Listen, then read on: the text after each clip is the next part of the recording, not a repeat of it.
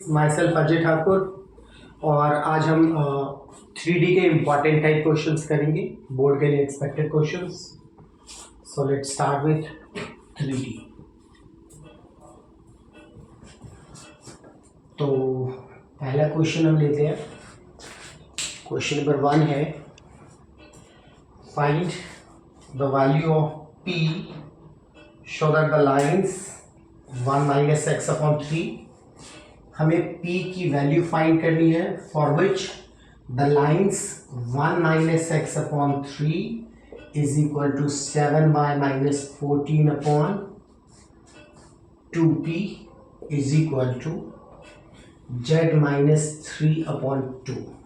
Align this and the line 7 minus 7x upon 3p is equal to y minus 5 upon 1 is equal to 6 minus z upon 5.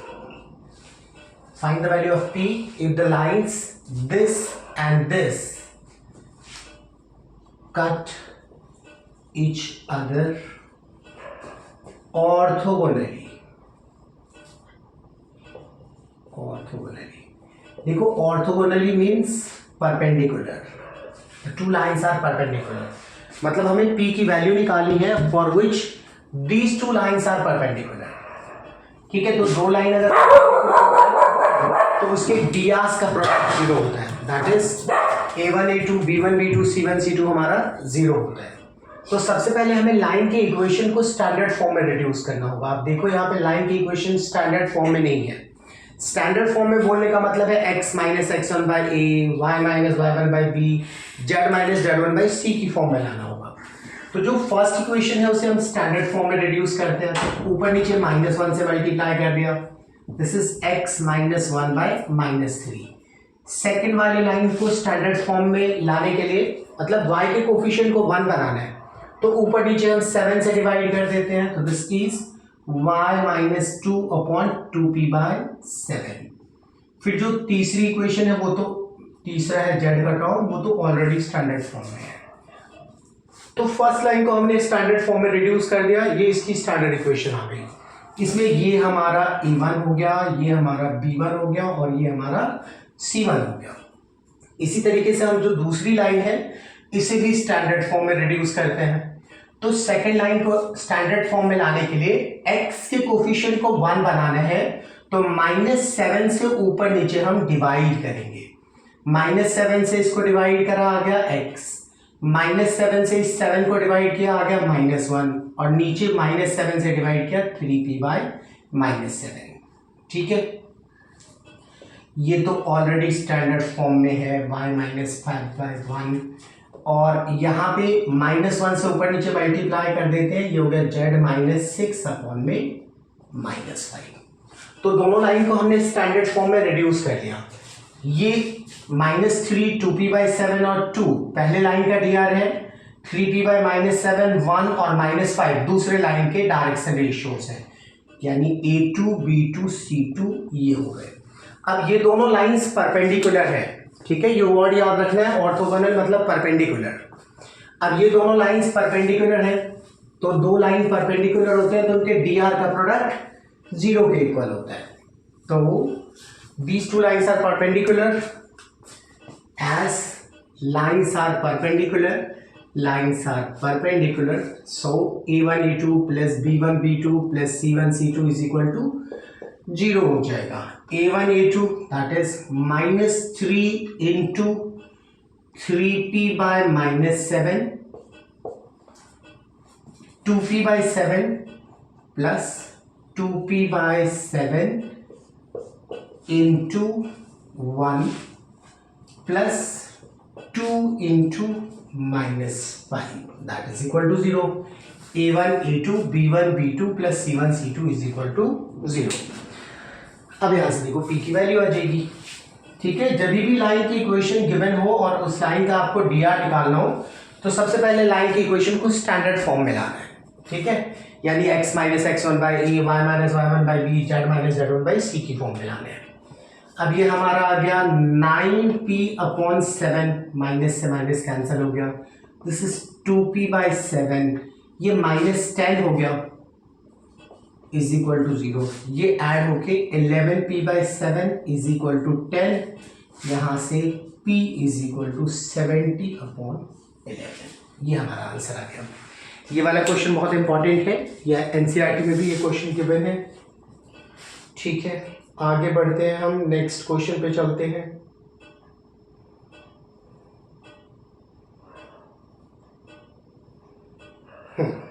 दूसरा question है, find the vector equation of the line passing through the point 1 to -4।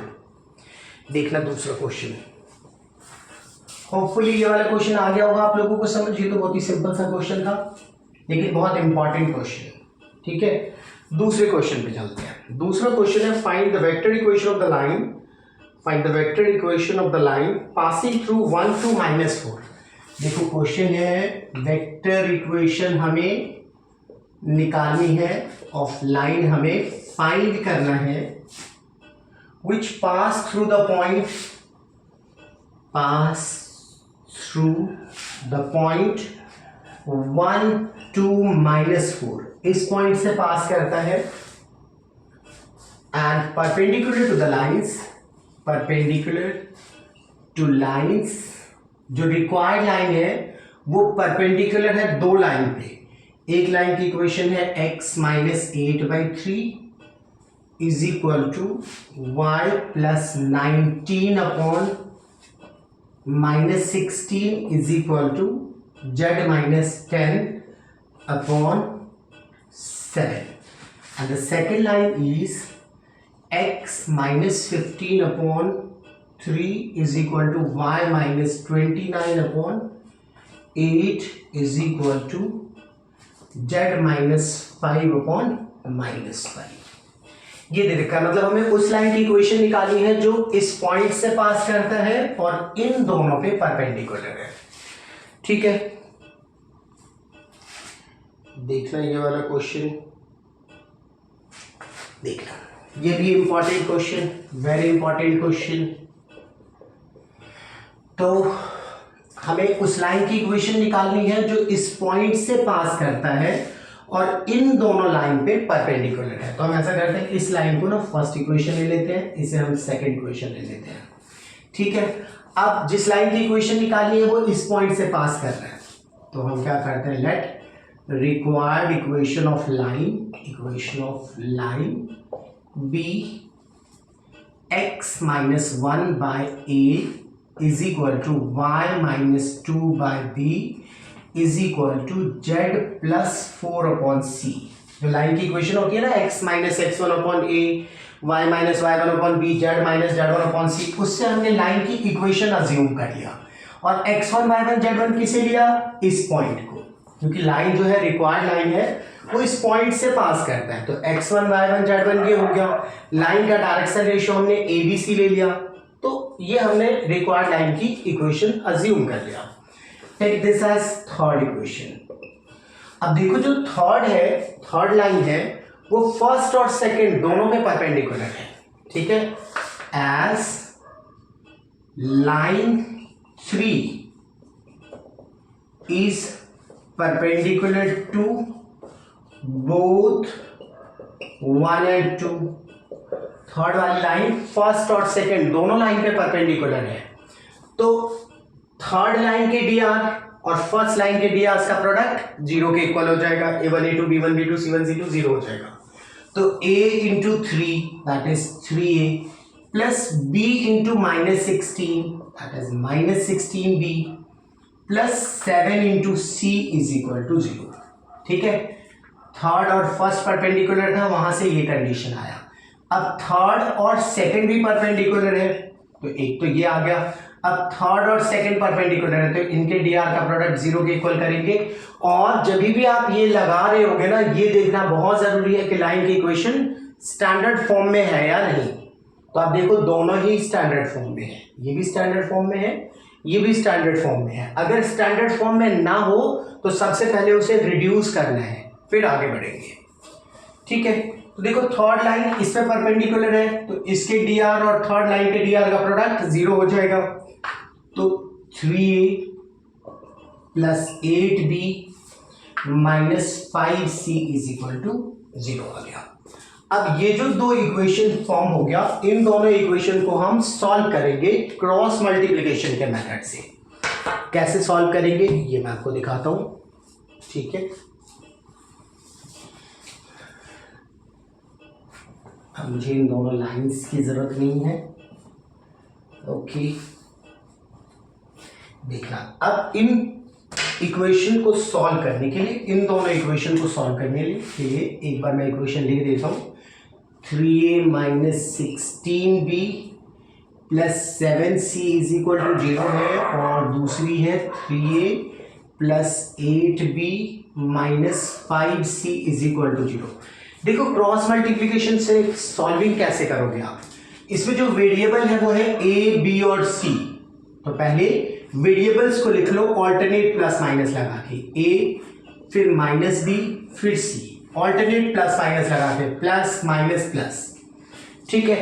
उसके बाद जब हम a के नीचे term लिखेंगे तो a के टर्म को हटा दिया, b के कोफिशिएंट्स को और c के कोफिशिएंट्स को क्रॉस मल्टीप्लाई करोगे, यानी माइनस 16 को माइनस 5 से मल्टीप्लाई करोगे, माइनस 16 इंटू माइनस 5, बीच में माइनस का साइन, 8 इंटू 7, ठीक है। फिर b के नीचे जब टर्म लिखेंगे तो b को हटा दिया, फिर a के कोफिशिएंट को और c के कोफिशिएंट को क्रॉस मल्टीप्लाई करेंगे, तो 3 into minus 5 minus 3 into 7 is equal to c upon, c के टर्म को हटा दिया, a और b को क्रॉस मल्टीप्लाई करेंगे तो 3 into 8 minus 3 into minus 16, 3 into minus 16, ठीक है। यहां तक तो ये हमारा क्या आ गया, a अपॉन, ये आ गया a by 80 minus 56 is equal to minus b upon minus 15 minus 21 is equal to c upon 24 minus 48, ठीक है। बस यहां से हमें ए बी सी की वैल्यू निकालनी है और फिर इस इक्वेशन में लास्ट में हम पुट कर देंगे तो इक्वेशन आ जाएगी, ठीक है। अब ये आ गया a upon 80 minus 56, 24 minus b by minus 36, that is b by 36 and c upon minus 24 आ गया, ठीक है। देखो ये सारे 12 से डिविजिबल है, सबको 12 से कैंसिल कर देते हैं, 12 2 जा, 12 3 जा, 12 2 जा, तो आ गया a by 2 b by 3 is equal to c by minus 2। और अगर हम इसे लैम्डा के इक्वल ले लें तो a हमारा आ गया 2 लैम्डा, b आ गया 3 लैम्डा और c की वैल्यू हो गई minus 2 lambda. A B C की वैल्यू आ गई। अब हमने इक्वेशन क्या ले रखा था, हमने लाइन की इक्वेशन ले रखा था x minus 1 by A, Y minus 2 by B, z minus of minus 4 z plus 4 by C, ये हमने लाइन की इक्वेशन अज्यूम कर रखा था, ठीक है। तो इसमें एबीसी की वैल्यू डाल देते हैं, एबीसी की यहाँ वैल्यू पुट कर देते हैं, तो एबीसी की वैल्यू पुट करेंगे बस इक्वेशन आ जाएगी, यानी x माइनस 1 बाय ए की वैल्यू कितनी है 2 lambda is equal to y minus 2 by B की वैल्यू है 3 lambda is equal to z plus 4 upon में c की वैल्यू है माइनस 2 लैम्डा, ठीक है। तो लाइन की इक्वेशन क्या आ गई, लाइन की equation uh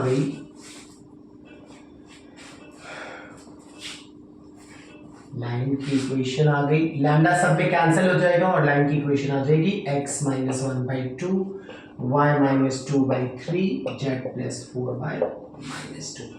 this is the required equation of the line. ठीक है, ये वाला क्वेश्चन भी बहुत इंपॉर्टेंट है। ओके, आगे बढ़ते हैं, नेक्स्ट क्वेश्चन पे चलते हैं।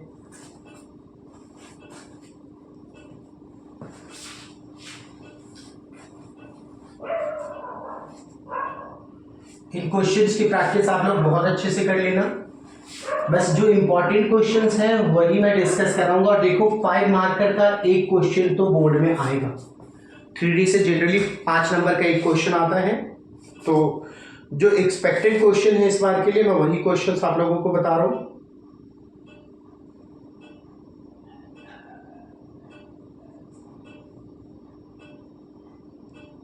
एक शॉर्टेस्ट डिस्टेंस वाला है वो वाला, तो एक शॉर्टेस्ट डिस्टेंस वाला क्वेश्चंस भी हम लोग करेंगे।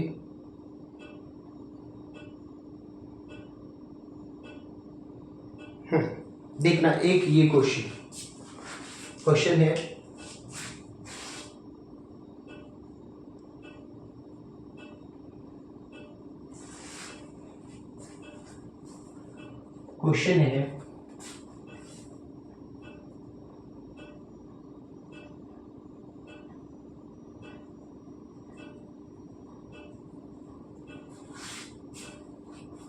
find the foot of perpendicular from the point 2 3 minus, find the foot of perpendicular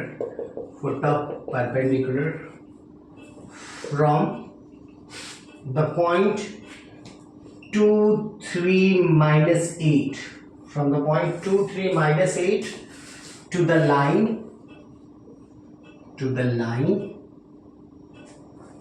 4 minus x upon 2 is equal to y by 6 is equal to 1 minus z by 3।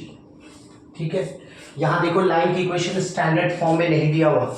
जब भी equation को देखोगे ये देखना बहुत जरूरी है, मैं ये बार बार बोल रहा हूं। ठीक है, यहां पे बच्चों की गलती हो जाती है। तो find the foot of perpendicular from the point 2 3 minus 8 to the line this, also find the perpendicular distance, also find perpendicular distance as well as image of the point with respect to the line where the line behaves as a plane mirror। ठीक है, देखो इसी question में मैंने सारी बातें आपको बता देता हूं। ठीक है, इसमें ये वाला क्वेश्चन भी बहुत इंपॉर्टेंट है। ठीक है, इसमें हमसे क्या पूछा जा रहा है, इस पॉइंट का फुट ऑफ परपेंडिकुलर निकालो जो इस लाइन पे होगा। ठीक है, उसके बाद हमें उस परपेंडिकुलर की लेंथ निकालनी है, उसके बाद हमें इस पॉइंट का इमेज निकालना है with respect to the line this. ठीक है, तो देखो मतलब ये मान लो आपका लाइन है और ये 2 3 minus 8 हमारा पॉइंट है। सपोज इस पॉइंट को हम P ले लेते हैं। ठीक है, लाइन की इक्वेशन गिवन है, ये वाली लाइन की इक्वेशन है। ठीक है, तो हमें क्या निकालना है, P से जो हम परपेंडिकुलर बनाएंगे उसका फुट ऑफ परपेंडिकुलर निकालना है। जैसे Q मान लो फुट ऑफ परपेंडिकुलर है तो हमें Q का कोऑर्डिनेट निकालना है। ठीक है, और लेंथ ऑफ परपेंडिकुलर निकालने का मतलब PQ की लेंथ निकालनी है। उसके बाद हमें P पॉइंट का इमेज निकालना है। ठीक है, P पॉइंट का जो इमेज होगा ठीक नीचे होगा और सेम डिस्टेंस पे होगा जितने डिस्टेंस पे PQ का डिस्टेंस और ये वाला डिस्टेंस दोनों इक्वल है। यानी जो Q है ना वो PP डैश का मिड पॉइंट है। मान लो इमेज हमारा अल्फा बीटा गामा है, तो हमें इमेज निकालना है यानी इसकी वैल्यू निकालनी है। तो इमेज निकालने के लिए सबसे पहले हमें Q का कोऑर्डिनेट निकालना होगा, और जो पॉइंट Q है that lies on the given line. ठीक है, ये हमारा मिरर है, जो लाइन की इक्वेशन दे रखा है ना वो हमारा मिरर है। तो हमें, ठीक है, क्वेश्चन समझ आ गया आप लोगों को, मैं क्वेश्चन रख कर देता हूं।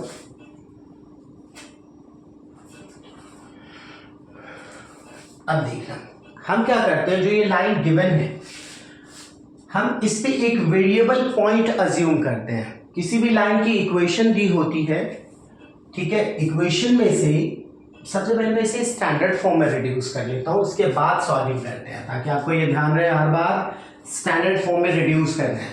तो इस इक्वेशन को स्टैंडर्ड फॉर्म में अगर हम रिड्यूस करेंगे तो ऊपर नीचे -1 से इंटू कर देता हूं ताकि x का कोफिशिएंट 1 बन जाए। तो x - 4 bye -2 is equal to y by 6 is equal to z -1 by -3। ठीक है, ये मैंने लाइन की इक्वेशन को स्टैंडर्ड फॉर्म में लिख दिया।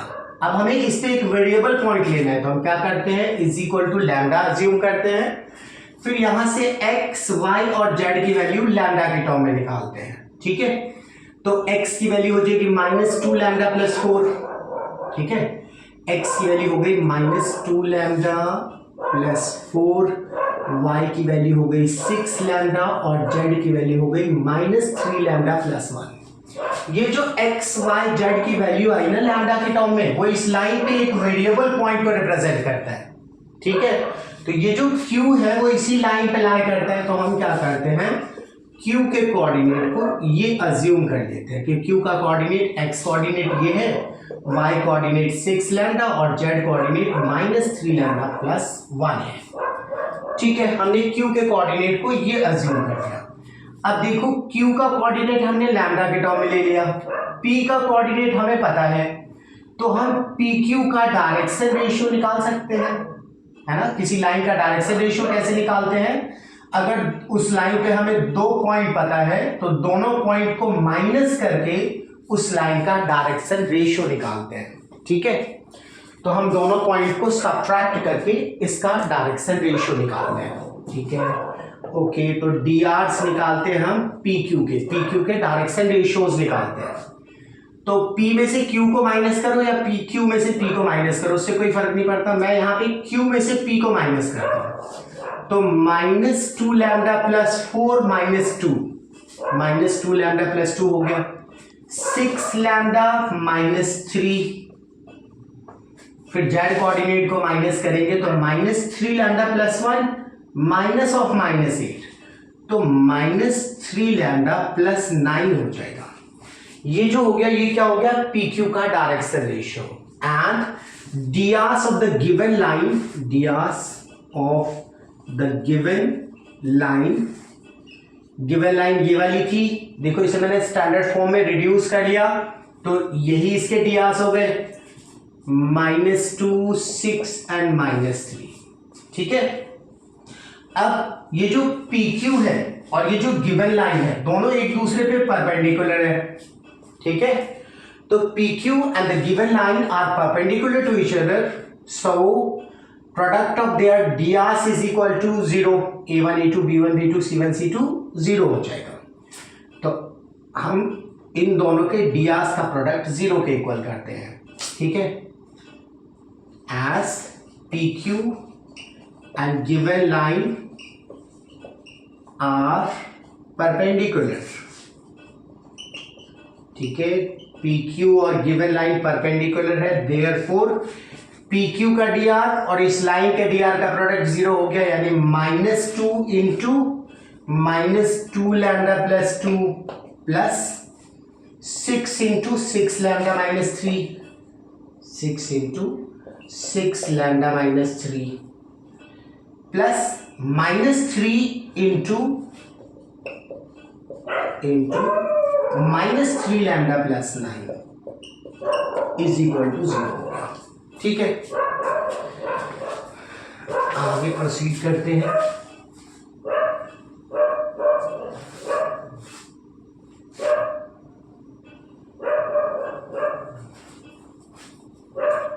आगे प्रोसीड करा तो ये आ गया हमारा 4 lambda -4 plus 36 lambda -18 plus 9 lambda -27 is equal to 0। 4 lambda 36 lambda 9 lambda 49 lambda हो गया। 49 लैम्डा, ये 27, 18 और 4, 22 एंड 27 -49 इज इक्वल टू 0। तो यहां से लैम्डा की वैल्यू 1 आ गई। ठीक है, अच्छा लैम्डा की वैल्यू 1 आ गई। अब हमने एक्स वाई जेड का कोऑर्डिनेट क्या लिया था, क्यू का हमने कोऑर्डिनेट क्या अज्यूम किया था, क्यू का हमने कोऑर्डिनेट लिया था x -4 और -2। क्यू का कोऑर्डिनेट था -2 लैम्डा +4, ठीक है,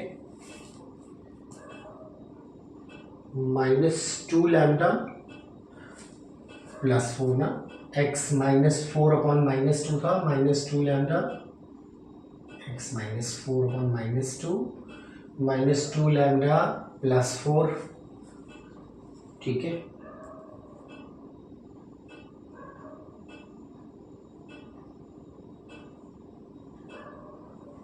क्यू का कोऑर्डिनेट किया गया था ना हमने,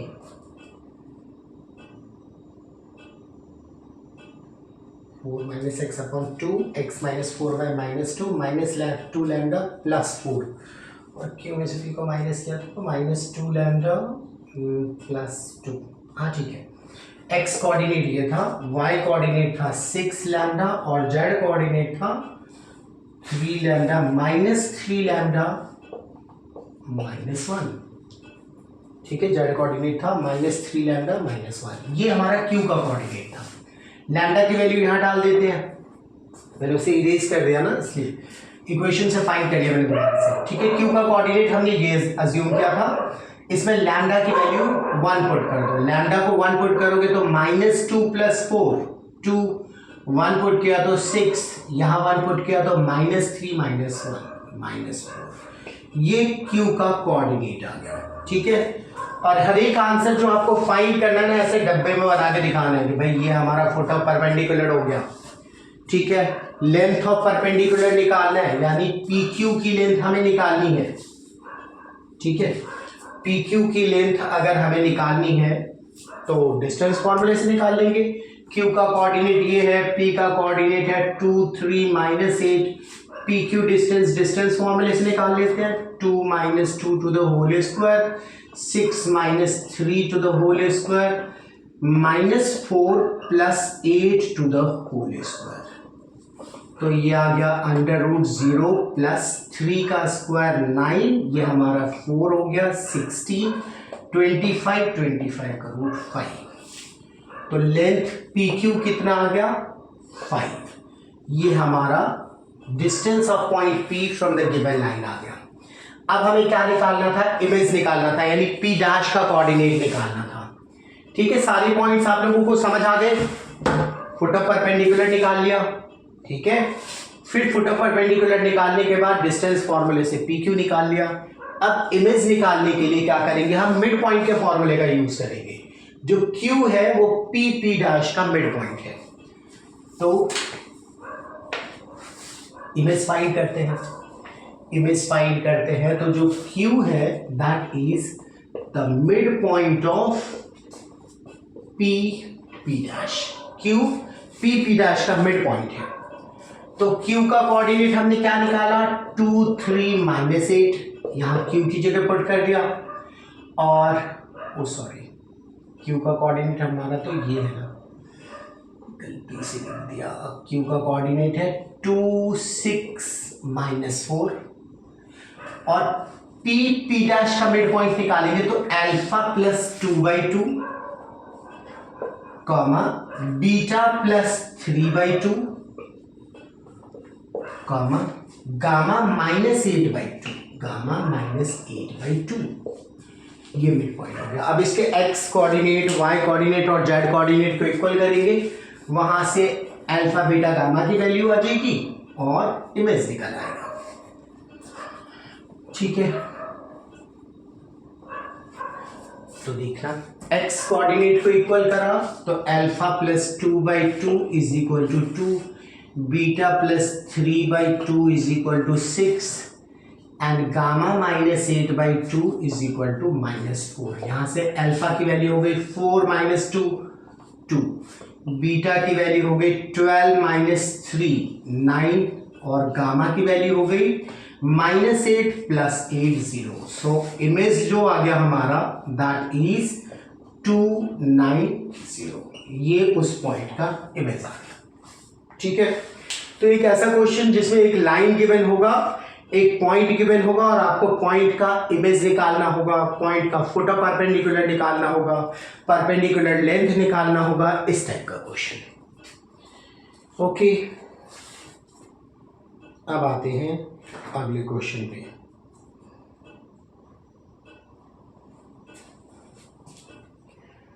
नेक्स्ट क्वेश्चन पे चलते हैं।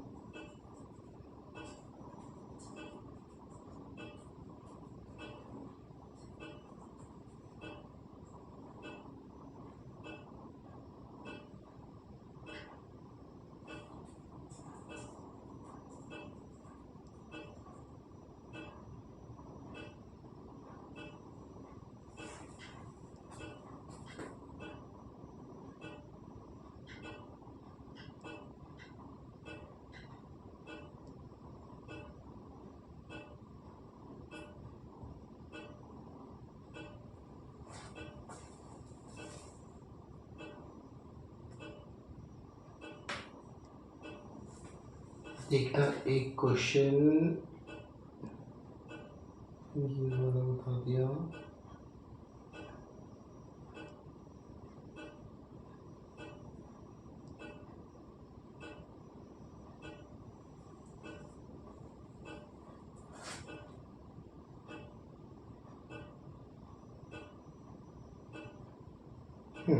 एक ये क्वेश्चन है, देखना।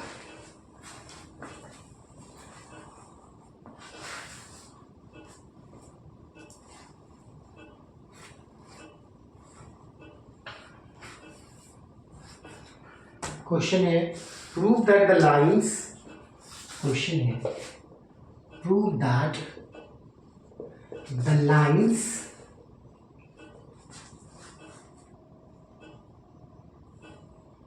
prove that the lines x is equal to py plus q comma z is equal to ry plus s, ये एक लाइन की इक्वेशन दे रखी है। ठीक है, कभी कभी लाइन की इक्वेशन ऐसे भी दे देते हैं, तो हमें इसे स्टैंडर्ड फॉर्म में रिड्यूस करना होता है। Prove that the lines this and the second line is x is equal to p dash y plus q dash and z is equal to r dash y plus s dash. Prove that the lines this and this are perpendicular if p dash plus r dash plus 1 is equal to 0। ठीक है, ये question की ये दोनों line perpendicular होंगे if this condition is satisfied. तो देखो, दो लाइन परपेंडिकुलर होता है तो उसके लिए कंडीशन होता है a1 a2 b1 b2 c1 c2 is equal to 0। तो हम सबसे पहले इन दोनों लाइन को स्टैंडर्ड फॉर्म में लेके आएंगे। तो जो पहली इक्वेशन गिवन है, ये वाली इक्वेशन गिवन है, पहले इसे हम स्टैंडर्ड फॉर्म में रिड्यूस करते हैं। तो इसको स्टैंडर्ड फॉर्म में रिड्यूस करने के लिए क्या करते हैं, हम यहां से y की वैल्यू निकाल लेते हैं। तो ये आ गया x minus Q by P, यहां से हमने y की वैल्यू निकाली, यहां से भी हमने y की वैल्यू निकाली। तो यहां से y निकालोगे तो आएगा z माइनस एस अपॉन में r। तो दिस, ये y की वैल्यू आ गई और y की वैल्यू z के टर्म में आया z minus S upon r। देखो, ये लाइन की इक्वेशन स्टैंडर्ड फॉर्म में रिड्यूस हो गई। x minus Q upon P is equal to Y minus 0 upon 1 Z minus S upon R. ये हमारी फर्स्ट इक्वेशन हो गई। ठीक है, और जैसे हमने फर्स्ट इक्वेशन को रिड्यूस करा, सिमिलरली हम सेकेंड इक्वेशन को रिड्यूस करेंगे स्टैंडर्ड फॉर्म में। ठीक है, तो देखो इन दोनों में फर्क क्या है भाई, p की जगह p डैश है, q की जगह q डैश है, r की जगह r डैश और s की जगह s डैश। तो similarly second equation is what? Equation of second line is x minus q dash by p dash y minus 0 by 1 is equal to z minus s dash upon r dash। ठीक है, ये second line हो गई। देखो, दोनों को हमने standard form में रिड्यूस कर लिया, तो इस क्वेश्चन में जो मेन बात थी, हमें दोनों को स्टैंडर्ड फॉर्म में रिड्यूस करना ही था। मेन काम यही था कि दोनों को हमें स्टैंडर्ड फॉर्म में लेके आना है। ठीक है, अब दोनों को हमने स्टैंडर्ड फॉर्म में रिड्यूस कर दिया। अब देखो दोनों लाइन परपेंडिकुलर है, तो अब दोनों के डी आर का प्रोडक्ट जीरो हो जाएगा, और जैसे ही डी आर का प्रोडक्ट जीरो के इक्वल करूंगा, वहां से जो कंडीशन है वो प्रूव हो जाएगा। S 1 and 2 are perpendicular, so a1 a2 that is p into p dash plus b1 b2 1 into 1 plus c1 c2 is equal to 0। और देखो यही हमें प्रूफ करना था, p p dash plus r r dash plus 1 is equal to 0। हो गया proof. ठीक है,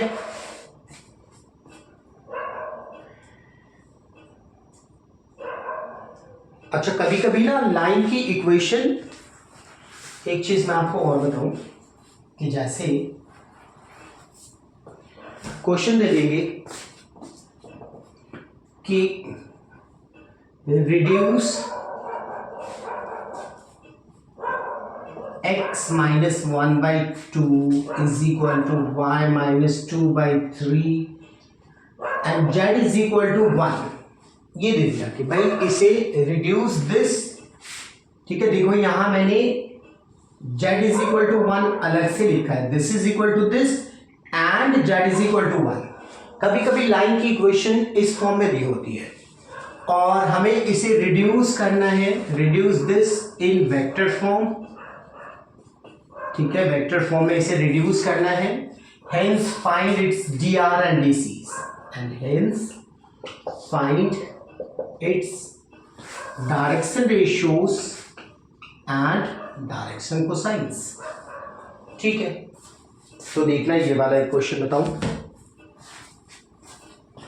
देखो सबसे पहले तो जो लाइन की इक्वेशन दी हुई है ना, इस इक्वेशन को समझो आप। ठीक है, ये जो है ना z is equal to 1, basically ये प्लेन की इक्वेशन है। ठीक है, तो बच्चे सोचते हैं, जैसे ही मैं बोलता हूं ना प्लेन की इक्वेशन है, बच्चे कहते हैं प्लेन तो सिलेबस में नहीं है, लेकिन बेटे इसमें प्लेन का कोई यूज नहीं है। ठीक है, ये एक ऐसी लाइन है जो z is equal to 1 plane पे लाई करता है। ये बस समझाने के लिए बात बताई। ठीक है, यानी इस लाइन पे जब भी हम कोई वेरिएबल पॉइंट फाइंड करेंगे तो उसका z कोऑर्डिनेट ऑलवेज 1 होगा। तो हमें इस तरीके से इस इक्वेशन को लिखनी है कि इसका z कोऑर्डिनेट 1 हो। ठीक है, तो देखना इसे हम कैसे लिखेंगे स्टैंडर्ड फॉर्म में। इसे स्टैंडर्ड फॉर्म में लिखेंगे तो ये आ गया x minus 1 by 2 is equal to y minus 2 by 3, और इसे लिखेंगे z माइनस 1 अपॉन 0। ठीक है, अब देखो आप इस पे कोई भी वेरिएबल पॉइंट अगर अज्यूम करते हो इज इक्वल टू लैम्डा लेके, तो उसका z कोऑर्डिनेट आप देखो तो 0 इंटू लैम्डा 0 हो गया, -1 को इधर शिफ्ट करो तो 0 + 1 यानी 1 आ जाएगा। तो z कोऑर्डिनेट 1 आएगा, ऑलवेज 1 आएगा, चाहे हम लैम्डा कुछ भी डाल दें। तो यही तो हमें चाहिए था, एक ऐसी लाइन जिसपे z कोऑर्डिनेट ऑलवेज 1 हो। ठीक है, और x और y इस तरीके से रिलेटेड हो। ओके, तो इस लाइन को हमने स्टैंडर्ड फॉर्म में रिड्यूस कर दिया। ठीक है, अब ये स्टैंडर्ड फॉर्म में आ गया x minus x1 by A, y minus y1 by B, z minus z1 by C. और लाइन की वेक्टर इक्वेशन क्या होती है, r is equal to A plus lambda B. Vector equation of line is r is equal to A plus lambda B, जिसमें a क्या होता है, वो पॉइंट जिससे वो लाइन पास कर रहा होता है। तो जैसे लाइन की इक्वेशन होती है ना x minus x1 by A, y minus y1 by B, z minus z1 by C, ये लाइन की स्टैंडर्ड इक्वेशन होती है कार्टेशियन फॉर्म में। इसमें ये line x1 y1 z1 point से पास कर रहा होता है। ठीक है, यानी जो a होता है ना, a वेक्टर फॉर्म में a वो हमारा x1 y1 z1 होता है, यानी x1 i cap, y1 j cap, z1 k cap. ठीक है, अगर हम वेक्टर फॉर्म और कार्टेशियन फॉर्म को कंपेयर करें तो a वो पॉइंट होता है जिससे वो लाइन पास करता है। तो a हमारा x1 y1 z1 होता है, और b जो होता है ना वेक्टर b, जिसके वो पैरेलल होता है लाइन, ठीक है, यानी जो बी होता है वो इसके dr के टर्म्स में एक वेक्टर होता है, यानी वेक्टर बी जो होगा वो हमारा A I cap B J cap C K cap होगा, ठीक है। इन दोनों इक्वेशन को मैंने आपको कंपेयर करके दिखाया। अगर इस फॉर्म में दे दे तो आपको x1 y1 z1 पता लग जाएगा, a b c पता लग जाएगा। x1 y1 z1 पता है तो a निकल आएगा, ठीक है, और a b c की वैल्यू पता होगी तो वेक्टर b भी निकल आएगा। सीधा a प्लस लैम्डा b में डाल दोगे, लाइन की इक्वेशन आ जाएगी वेक्टर फॉर्म में, ठीक है। तो आप यहां देखो, इसमें x1 y1 z1 क्या हो गया, 1 2 1, ठीक है। कंपेयर करो तो x1 y1 z1 क्या है, 1 2 1, तो वेक्टर इक्वेशन आ गई r is equal to 1 I cap plus 2 J cap plus 1 K cap lambda times B, B हमारा हो गया 2 I cap plus 3 J cap plus 0 K cap, ये वेक्टर फॉर्म में कन्वर्ट हो गया, ठीक है। तो कभी 2 नंबर पे क्वेश्चन में पूछ लेते हैं कि बस वेक्टर फॉर्म में कन्वर्ट करो, कार्टेशियन में दे देंगे कहेंगे वेक्टर में कन्वर्ट करो, वेक्टर में दे देंगे कहेंगे कार्टेशियन में कन्वर्ट करो। वेक्टर से अगर कार्टेशियन में लाना हो तो x1 y1 z1 तो ये हो गया, ठीक है, 1 2 1 x1 y1 z1 हो गया, तो इक्वेशन लिखोगे ना x minus x1 y minus y1 z minus z1, उसमें x1 y1 z1 की जगह इसे पुट करोगे और जो नीचे a b c है ना उसकी जगह 2 3 0 हो जाएगा, ठीक है। तो कार्टेशियन को वेक्टर में, वेक्टर को कार्टेशियन में कन्वर्ट करना समझ आ गया आप लोगों को। तो बेसिकली यही चीज समझाने के लिए मैंने ये क्वेश्चन लिखा, ओके। और हमें क्या निकालना था, इस लाइन के डियास निकालने थे, तो लाइन के डियास हमें पता है 2 3 0, ठीक है ना। DRs of the line, DRs of the line are 2 3 0, और डायरेक्शन को साइन निकालना हो तो डायरेक्शन को साइन के लिए फॉर्मूला होता है ना, L is equal to A by root under A square B square C square, m is equal to होता है b upon this much, n होता है c अपॉन दिस मच, तो यहाँ L हो जाएगा, ये हमारा ABC हो गया, a by under root A square B square C square, m हो गया b by under root A square B square C square, और n हो गया हमारा c by 0 by root under 2 square 3 square 0, चलो ये तो हमारा 0 ही हो जाएगा। तो डायरेक्शन को साइंस क्या आ गए, l हो गया हमारा 2 बाय 9 और 4 13, 2 बाय रूट 13, m हो गया 3 बाय रूट 13 और n की वैल्यू हो गई 0। ये लाइन के डायरेक्शन को साइंस आ गई, ये लाइन के डायरेक्शन रेशियोज आ गए, ये इसकी वेक्टर फॉर्म आ गई, ये लाइन की कार्टेशियन इक्वेशन आ गई जिसे हमने स्टैंडर्ड फॉर्म में रिड्यूस किया, ठीक है, ओके। इस क्वेश्चन में मैंने आपको बहुत सारी चीजें बताने की कोशिश करी, ओके। आगे बढ़ते हैं, नेक्स्ट क्वेश्चन पे आते हैं।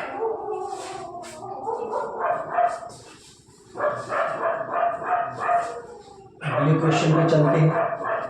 देखो एक शॉर्टेस्ट डिस्टेंस का क्वेश्चन बताता हूँ, शॉर्टेस्ट डिस्टेंस बहुत इंपॉर्टेंट है इस बार के लिए, तो एक शॉर्टेस्ट डिस्टेंस का क्वेश्चन करेंगे, शॉर्टेस्ट डिस्टेंस का क्वेश्चन करते हैं।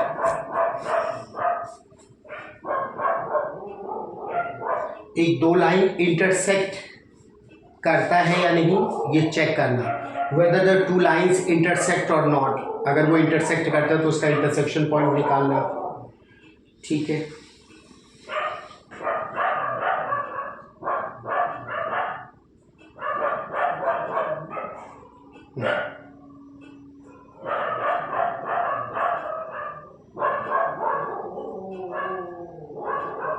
शॉर्टेस्ट डिस्टेंस का कोई क्वेश्चन ले लेते हैं, 1 मिनट, फोटो करने के लिए बताते हैं।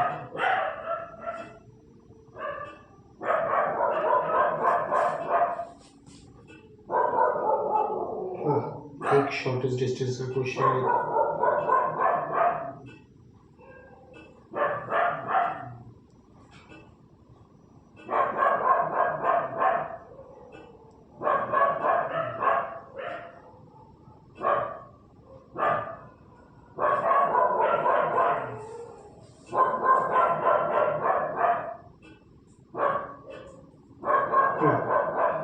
क्वेश्चन है फाइंड द शॉर्टेस्ट डिस्टेंस।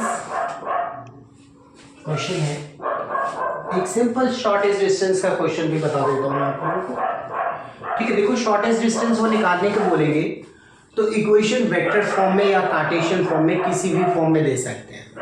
तो जो कार्टेशियन फॉर्म में ना बहुत बड़ा सा फॉर्मूला है, बच्चों को जनरली वो याद नहीं रहता। तो आप जब वेक्टर इक्वेशन गिवन हो तब तो डायरेक्टली वेक्टर फॉर्म में फॉर्मूला यूज करके निकाल लो, और कार्टेशियन फॉर्म में गिवन हो और आपको कार्टेशियन फॉर्म का फॉर्मूला याद ना हो तो आप कार्टेशियन फॉर्म को वेक्टर फॉर्म में कन्वर्ट कर लो और फिर उनके बीच शॉर्टेस्ट डिस्टेंस का फॉर्मूला लगा दो।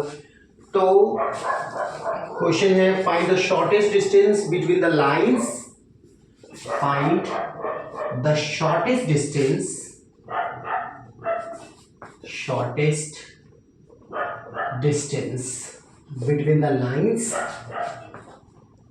between the two lines whose equations are x minus 1 by 2 is equal to y minus 2 by 3 is equal to z minus 3 by 4। ठीक है, एक लाइन ये है और दूसरे लाइन की इक्वेशन दे रखी है x minus 2 by 3 is equal to y minus 4 by 4 is equal to z minus 5 upon 5। ये दो लाइन की इक्वेशन गिवन है और हमें इनके बीच का शॉर्टेस्ट डिस्टेंस निकालना है। ठीक है, हमें इन दोनों लाइंस के बीच का शॉर्टेस्ट डिस्टेंस निकालना है।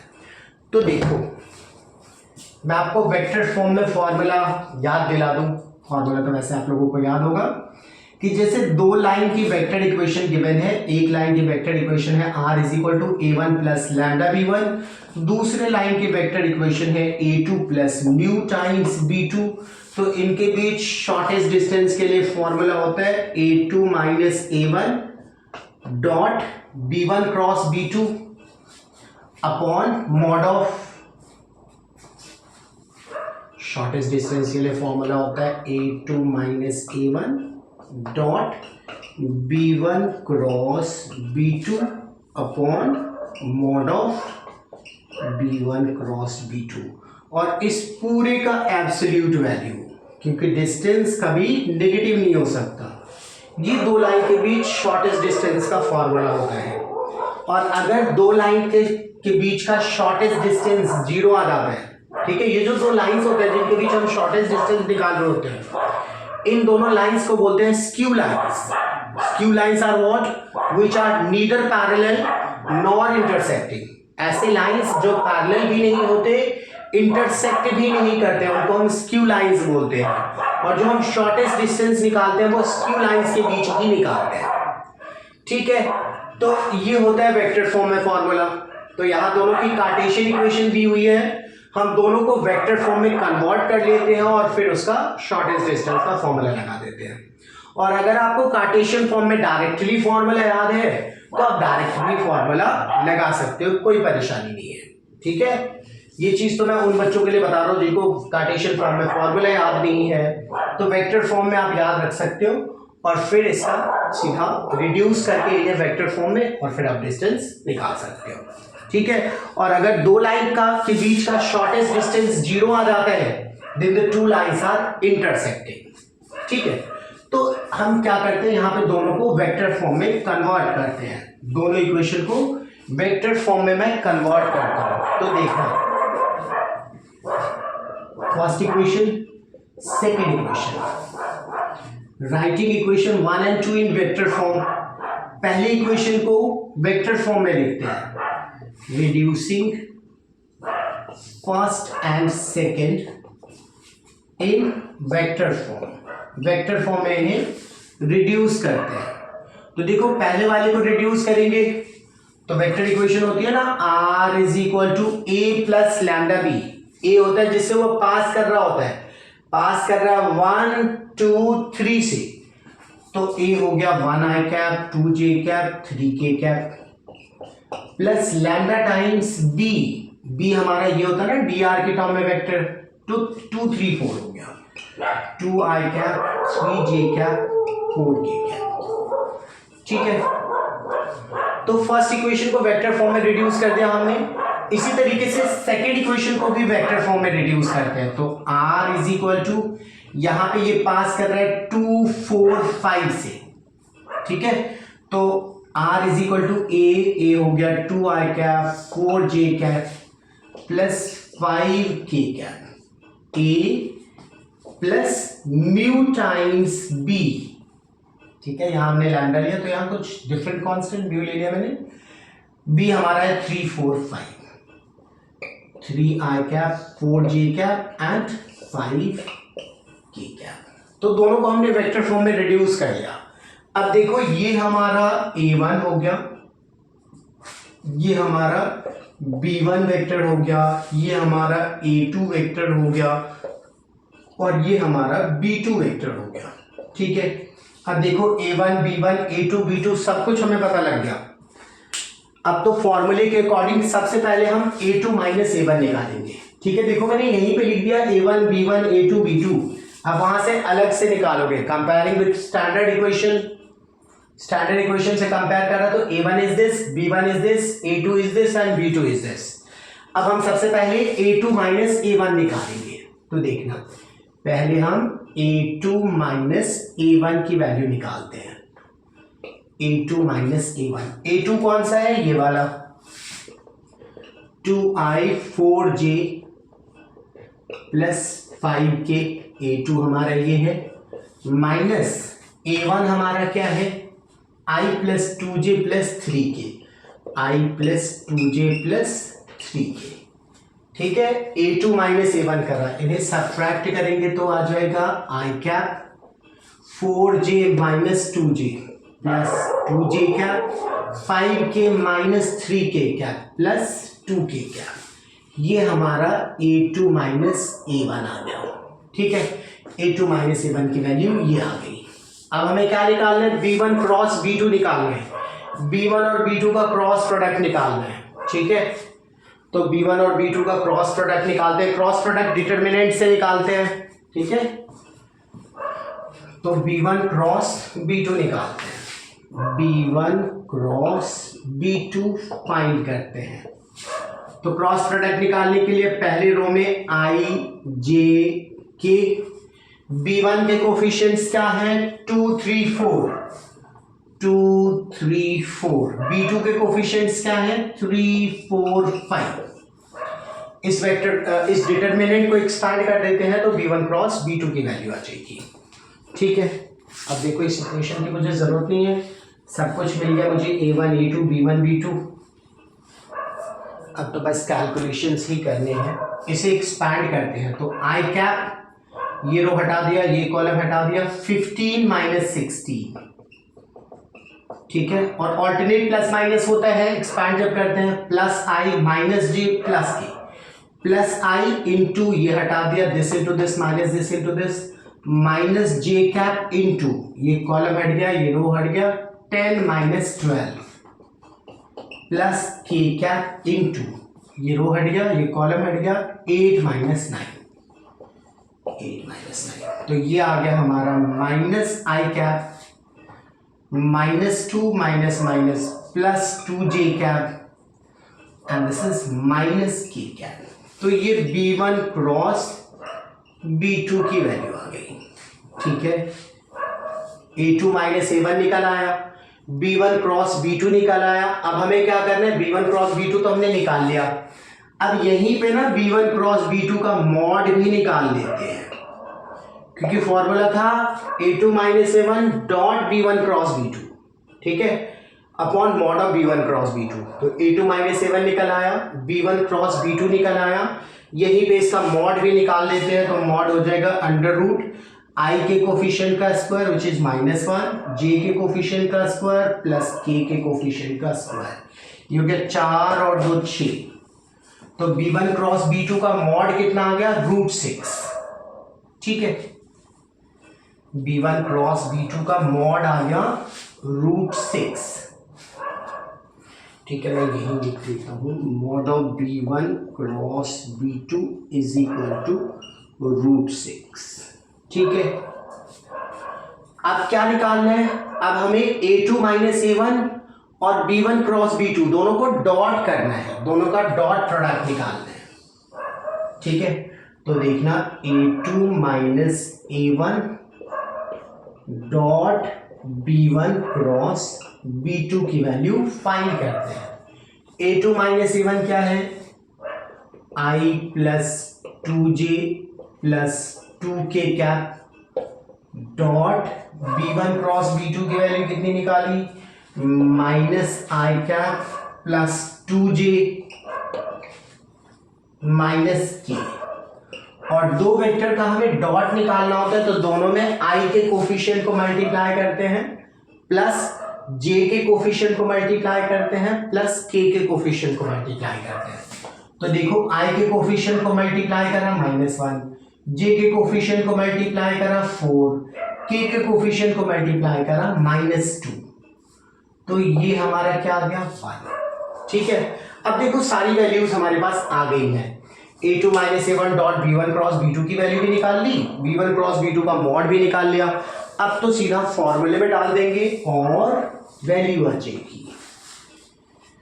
ठीक है, तो शॉर्टेस्ट डिस्टेंस का जो फॉर्मूला था वो पहले लिख देंगे कि भाई शॉर्टेस्ट डिस्टेंस का हमारा ये फॉर्मूला होता है A2 minus A1 dot B1 cross B2 upon mod of B1 cross B2। Formula जरूर से लिखना है, ठीक है, sorry, mod of B1 cross B2 mod of this whole. तो A2 minus A1 dot B1 cross B2 की value कितनी आ गई 1, ये हमारा 1 हो गया अपॉन इसकी वैल्यू हो गई √6, तो शॉर्टेस्ट डिस्टेंस हमारा 1/√6 आ गया। ठीक है, तो होपफुली समझ आ गया होगा आप लोगों को शॉर्टेस्ट डिस्टेंस। शॉर्टेस्ट डिस्टेंस भी इस बार के लिए बहुत इंपॉर्टेंट है। ठीक है, देखो कुछ क्वेश्चंस है जो 5 मार्कर में एक्सपेक्टेड है, बस उन्हीं क्वेश्चंस को डिस्कस करा रहा हूं मैं। कुछ छोटे मोटे क्वेश्चंस 1 मार्कर 2 मार्कर में भी जो आएंगे वैसे वाले क्वेश्चंस भी बता दिए मैंने आपको। अब आगे चलते हैं दूसरे टाइप के क्वेश्चन पे।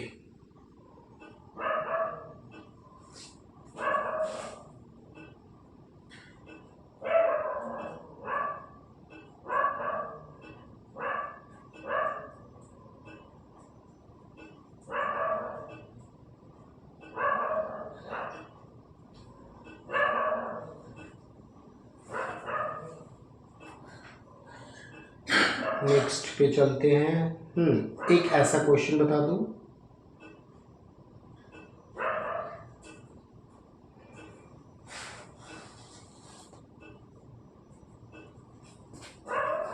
फोटो परपेंडिकुलर भी मैंने आप लोगों को बता दिया, ये क्वेश्चन भी कर लिया हमने। हाँ, एक ऐसा क्वेश्चन बता दूं, ठीक है, दो लाइन के इंटरसेक्शन पे क्वेश्चन।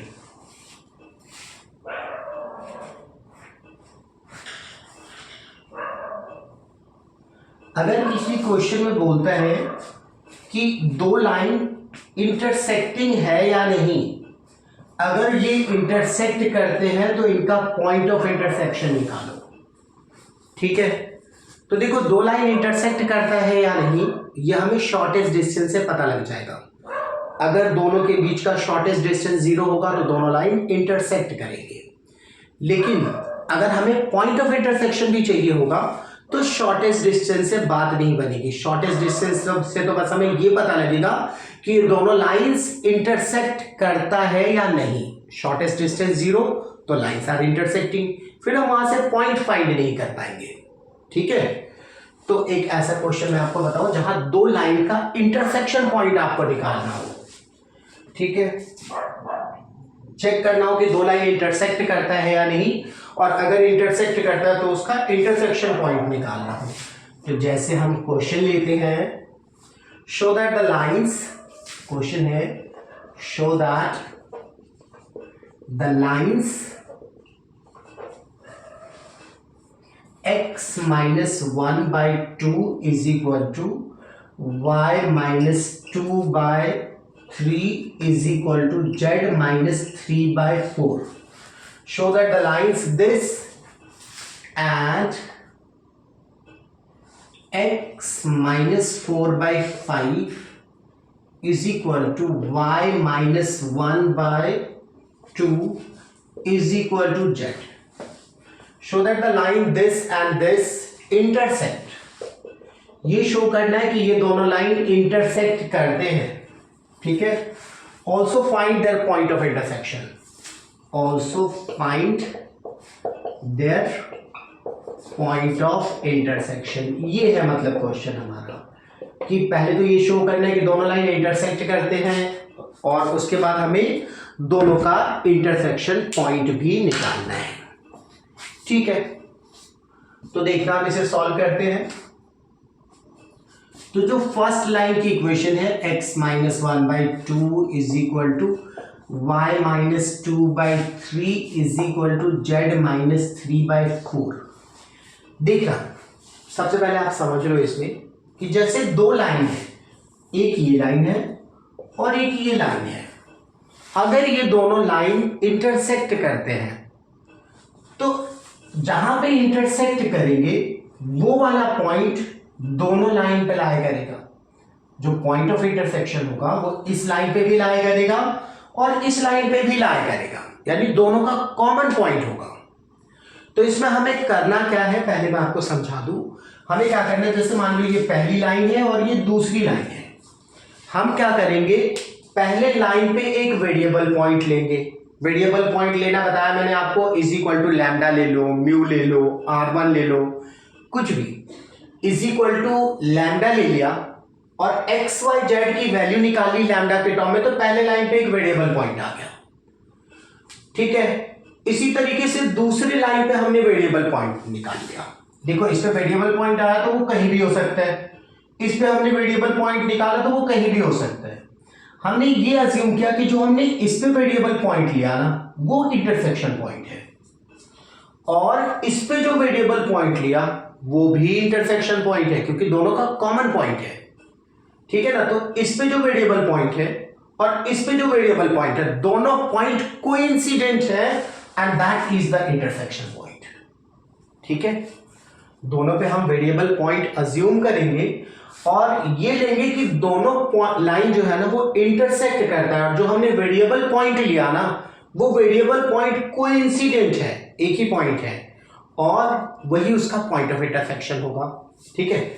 तो हम क्या करते हैं, पहले लाइन पे एक वेरिएबल पॉइंट लेते हैं, ठीक है. फर्स्ट लाइन ये वाली है, इज इक्वल टू मैं ऐसा करता हूं लैम्डा लिया, ठीक है. तो यहां से x की वैल्यू आ जाएगी 2 लैम्डा प्लस 1, y की वैल्यू आ गई 3 लैम्डा प्लस 2 और z की वैल्यू आ गई 4 लैम्डा प्लस 3, ठीक है. Let p is equal to this much, 2 lambda plus 1 comma 3 lambda plus 2 comma 4 lambda plus 3. Let p be this, ठीक है. p be a variable point on first line, ठीक है. इसी तरीके से जो सेकेंड लाइन है, फर्स्ट लाइन ये हो गई, इसमें हमने वेरिएबल पॉइंट अज्यूम किया. फिर इसी तरीके से जो सेकेंड लाइन है x minus 4/5 is equal to y minus 1/2 is equal to z minus 0/1, इस पे भी हम एक वेरिएबल पॉइंट अज्यूम कर लेते हैं, ठीक है. q ले लेते हैं, तो यहां से मैं डायरेक्टली लिख देता हूं, q का कोऑर्डिनेट हो गया 5 mu plus 4, 2 mu plus 1 and mu, ठीक है. दोनों पे हमने वेरिएबल पॉइंट अज्यूम कर लिया, p यहां पे q. Suppose points p and q are coincident and that is the intersection point. ये बात हम लिख देंगे यहां पे.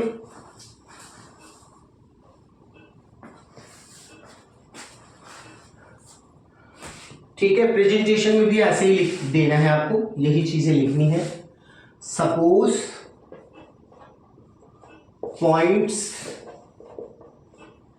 P and Q are coincident and that is the intersection point, ठीक है. हमने ये अज्यूम कर लिया कि जो पॉइंट P और Q है दोनों कोइंसिडेंट है, एक ही पॉइंट है और वही इंटरसेक्शन पॉइंट है। तो दोनों कोइंसिडेंट है मतलब दोनों पॉइंट बिल्कुल सेम है। तो दोनों पॉइंट सेम है तो दोनों पॉइंट के कोऑर्डिनेट्स को हम कंपेयर कर देंगे। भाई दोनों का x कोऑर्डिनेट इक्वल हो जाएगा, दोनों का y कोऑर्डिनेट इक्वल हो जाएगा, दोनों का z कोऑर्डिनेट इक्वल हो जाएगा। तो इनके x कोऑर्डिनेट, y कोऑर्डिनेट और z कोऑर्डिनेट को हम इक्वल कर देते हैं। जैसे हम x कोऑर्डिनेट को इक्वल करें तो 2 lambda plus 1 is equal to 5 mu plus 4 आ गया। ठीक है, x कोऑर्डिनेट को इक्वल करके ये रिलेशन आया। y कोऑर्डिनेट को इक्वल करें तो 3 lambda plus 2 is equal to 2 mu plus 1 आ गया। z कोऑर्डिनेट को इक्वल करें तो 4 lambda plus 3 is equal to mu हो गया। देखो लैम्डा और म्यू की टर्म में आपको 3 इक्वेशन देखनी है, फर्स्ट, सेकंड और थर्ड। ये 3 इक्वेशन दिख रहे हैं। इन तीनों में से किसी भी दो को आप सॉल्व कर दो, जिसको लगे ना कि भाई इसको आसानी से मैं सॉल्व कर सकता हूं। ठीक है, उन दोनों इक्वेशन को आप सॉल्व करके लैम्डा और म्यू की वैल्यू निकाल लो। जैसे मैं इन दोनों को सॉल्व करना प्रेफर करूंगा। क्यों? क्योंकि लैम्डा म्यू की वैल्यू ना सीधा यहां डाल दूंगा, यहां से लैम्डा की वैल्यू आ जाएगी, लैम्डा की वैल्यू आ जाएगी, लैम्डा की वैल्यू यहां पुट कर देंगे, म्यू की वैल्यू आ जाएगी। ठीक है, तो मैं इन दोनों को सॉल्व करके लैम्डा और म्यू निकालूंगा। ठीक है, और फिर इन दोनों से जो लैम्डा और म्यू की वैल्यू आएगी, अगर वो लैम्डा और म्यू की वैल्यू फर्स्ट इक्वेशन को सेटिस्फाई करता है देन द लाइंस इंटरसेक्ट। और अगर लैम्डा और म्यू जो मैंने इन दोनों को सॉल्व करके निकाला इस इक्वेशन को सेटिस्फाई नहीं करता then the lines do not intersect. ठीक है, तो मैं सेकंड और थर्ड को सॉल्व करता हूं। सॉल्विंग सेकंड एंड थर्ड, किसी भी दो को आप सॉल्व कर सकते हो जैसा मैंने बोला। तो मैं सेकंड और थर्ड को सॉल्व करता हूं। भाई सेकंड में ना म्यू की वैल्यू डाल देता हूं, तो देखना 3 lambda plus 2 is equal to 2 mu, mu की जगह डाल दिया हमने 4 lambda plus 3 this much plus 1। ठीक है, 3 lambda plus 2 is equal to 2 mu की जगह हमने ये वैल्यू डाल दी प्लस 1। यहां से सॉल्व करें तो क्या आ गया, 3 lambda plus 2 is equal to 8 lambda plus 6 plus 1 7। 3 lambda को उधर ले गए, 2 minus 7 8 lambda minus 3 lambda minus 5 is equal to 5 lambda. Lambda की वैल्यू आ गई -1। ठीक है, लैम्डा को -1 यहां डाल दूं तो -4 प्लस 3, -4 प्लस 3 दैट इज -1। तो म्यू की वैल्यू भी आ गई -1, लैम्डा -1 और म्यू हमारा -1 आ गया। तो इन दोनों को सॉल्व करके लैम्डा की वैल्यू -1 और म्यू की वैल्यू -1 आ गई। अब देखो ये -1 लैम्डा और म्यू की जो वैल्यूज आई, क्या ये फर्स्ट इक्वेशन को सेटिस्फाई करता है? तो पुट करके देख लो, लैम्डा को -1 डालोगे तो -2 प्लस 1 -1 आया। यहां म्यू को -1 डालोगे तो -5 प्लस 4 ये भी -1 आया। यानी फर्स्ट इक्वेशन सेटिस्फाइड है इन वैल्यूज से। ठीक है, तो हम यही बात लिखेंगे, since values of lambda and mu satisfies equation 1। ठीक है, हमने सेकंड और थर्ड को सॉल्व करके जो लैम्डा और म्यू निकाला वो पहले इक्वेशन को सेटिस्फाई करता है, इसका मतलब लाइंस जो है वो इंटरसेक्टिंग है। ठीक है, तो ये बात हम यहां लिख देंगे।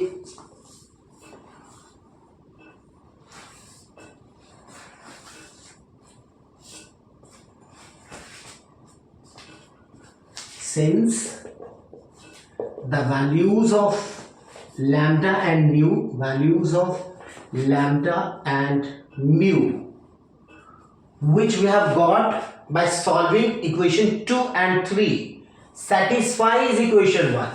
Since the values of lambda and mu, which we have got by solving second and third satisfies equation 1, ठीक है, पहली इक्वेशन को सेटिस्फाई करता है, ठीक है। So the lines are intersecting, ठीक है, equation 1। So the given lines intersect each other, ठीक है। इरेज कर देता हूं मैं, इन इक्वेशंस की भी ज़रूरत ख़त्म हो गई। यहाँ लैम्डा और म्यू की वैल्यू भी मैंने यूज़ कर लिया। अच्छा, लैम्डा और म्यू तो -1 है ना। So the given lines are intersecting, ठीक है। तो चलो ये हमारा प्रूव हो गया कि लाइंस जो है वो इंटरसेक्टिंग है। अब पॉइंट ऑफ इंटरसेक्शन निकालने के लिए देखो, हमने पॉइंट ऑफ इंटरसेक्शन क्या लिया था, इन्हीं दोनों को पॉइंट ऑफ इंटरसेक्शन अज्यूम किया था ना कि भाई ये दोनों कोइंसिडेंट है और वही पॉइंट ऑफ इंटरसेक्शन है। तो या तो लैम्डा की वैल्यू यहां डाल दूं या म्यू की वैल्यू इसमें डाल दें तो इंटरसेक्शन पॉइंट आ जाएगा, ठीक है। And the intersection point is, अगर मैं लैम्डा को यहां डाल दूं -1 -2 + 1 -1 -3 + 2 -1 -4 + 3 -1, ये हमारा इंटरसेक्शन पॉइंट आ गया, ठीक है। और अगर मैं क्यू में भी पुट करूंगा तो -1 -1 -1 आएगा, आप देख सकते हो, ठीक है, intersecting. And this is the intersection point, ठीक है। होपफुली समझ आ गया होगा आप लोगों को। आगे बढ़ते हैं, नेक्स्ट क्वेश्चन पे चलते हैं।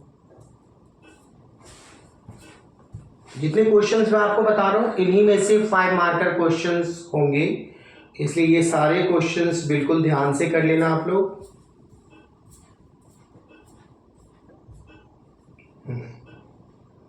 एक और 5 नंबर मार्कर क्वेश्चन बता दूं, ठीक है। बस 2 क्वेश्चन और बताऊंगा, और जितने क्वेश्चंस मैंने बता दिए इन क्वेश्चंस के वीडियोस को आप बहुत अच्छे से देख लेना। मोस्ट प्रोबेबली 5 मार्कर क्वेश्चंस इन्हीं में से होंगे।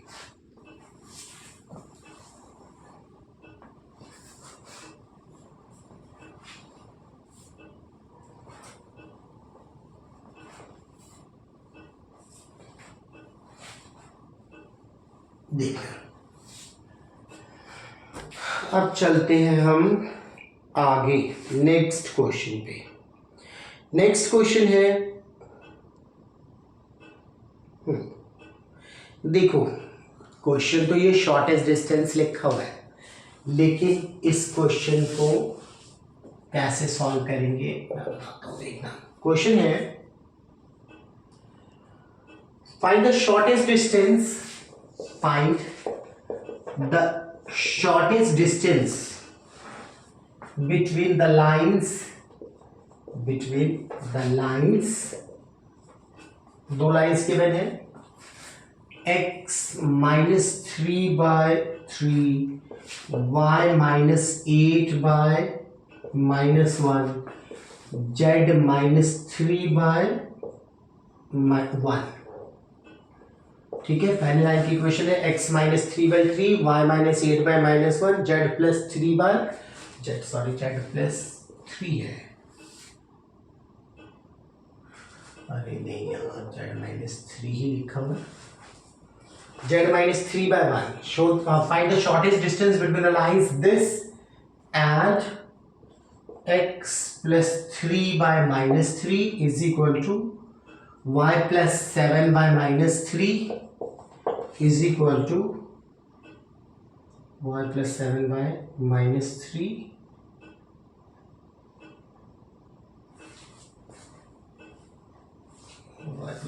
क्वेश्चन में गलत लिखा हुआ, y +7/2 है, एंड z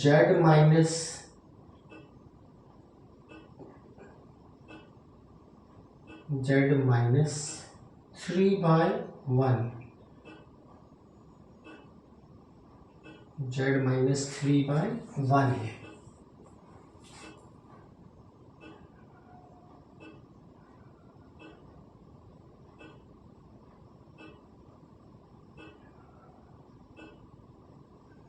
z -3/1, ये दे रखा है, ठीक है।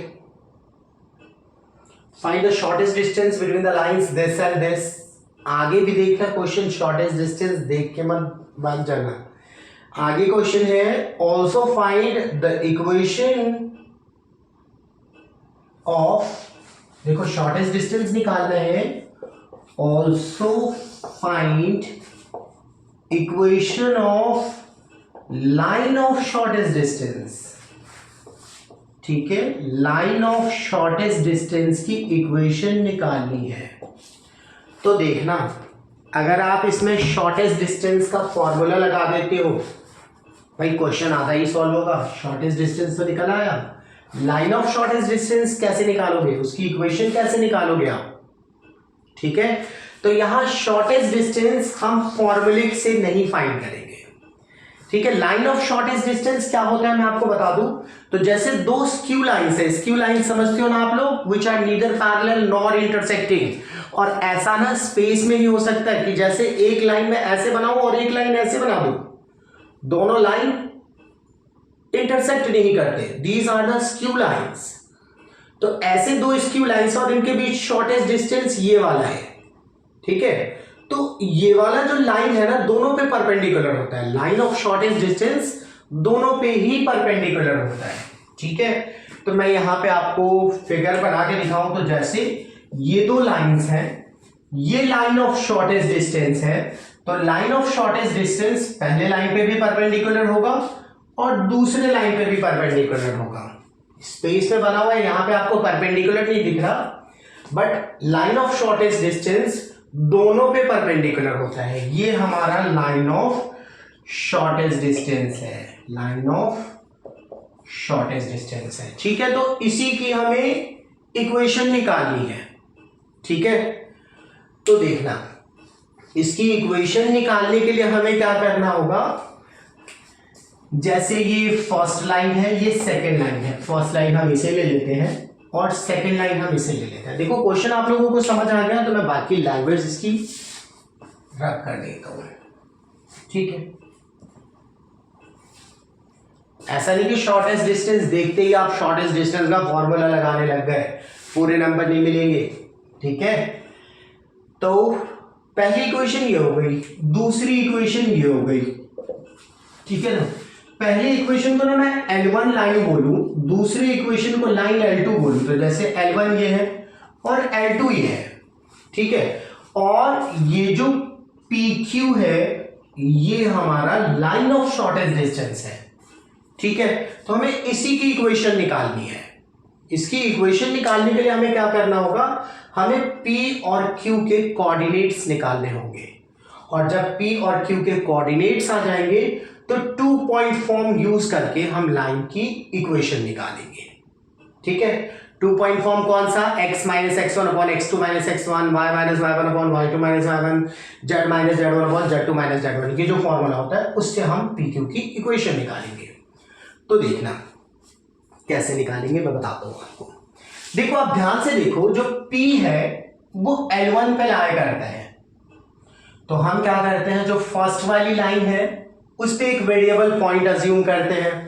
फर्स्ट जो लाइन है उस पे हम एक वेरिएबल पॉइंट लेते हैं लैम्डा लेके, ठीक है।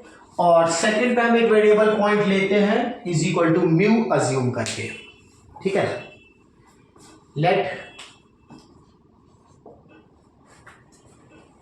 P का कोऑर्डिनेट होगा क्या, 3 लैम्डा प्लस 3, ठीक है ना। फर्स्ट लाइन से निकाला 3 lambda plus 3,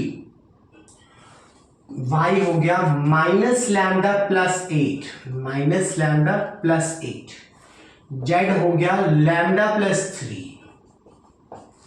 let coordinate of P be this, ठीक है।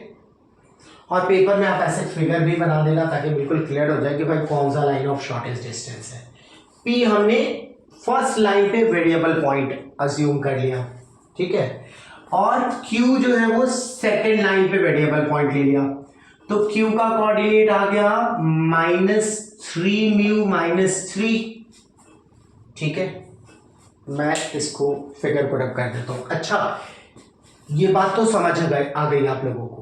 अब जो शॉर्टेस्ट डिस्टेंस निकालना होगा ना, जब मुझे ये P और Q पता लग जाएगा तो शॉर्टेस्ट डिस्टेंस के लिए फॉर्मूला क्यों लगाएंगे, दोनों में सीधा डिस्टेंस फॉर्मूला लगा देंगे और शॉर्टेस्ट डिस्टेंस निकल आएगा। ठीक है, दोनों पॉइंट पता लग जाएगा तो इक्वेशन भी इजीली निकल आएगी। तो शॉर्टेस्ट डिस्टेंस हमें दोनों पॉइंट निकालने के बाद फाइंड करना है, ठीक है, बिना शॉर्टेस्ट डिस्टेंस के फॉर्मूला के। ठीक है, लाइन को मैं ये फिगर में इरेज कर देता हूं, फिगर आप लोगों को समझ आ गया। Q का कोऑर्डिनेट क्या हो गया, -3 μ -3 2 μ -7 एंड μ +3। Q का कोऑर्डिनेट ये आ गया। अब हम क्या करते हैं, PQ का डायरेक्शन रेशियो निकालते हैं, ds ऑफ PQ निकालते हैं, दोनों के कोऑर्डिनेट को माइनस करके निकालेंगे। तो दिस माइनस दिस करता हूं, 3 lambda plus 3 minus of this, तो आ जाएगा 3 लैम्डा प्लस 3 म्यू प्लस 6। ठीक है ना, इन दोनों को माइनस करके ये आ गया। फिर y कोऑर्डिनेट को माइनस करते हैं, minus lambda minus 2 mu plus 15। फिर z कोऑर्डिनेट को माइनस करते हैं, लैम्डा माइनस म्यू और 3 तो कैंसिल हो जाएगा, ये आ गया। ये PQ के डियास आ गए। अब जो PQ था वो फर्स्ट लाइन और सेकेंड लाइन दोनों पे परपेंडिकुलर है। ठीक है, तो PQ फर्स्ट लाइन पे परपेंडिकुलर है, तो PQ के dr और फर्स्ट लाइन के जो dr है, फर्स्ट लाइन के dr देखो 3 - 1 1 है, स्टैंडर्ड फॉर्म में देखोगे तभी dr देखना, स्टैंडर्ड फॉर्म में है। तो फर्स्ट लाइन के dr क्या होगा, 3 - 1 1।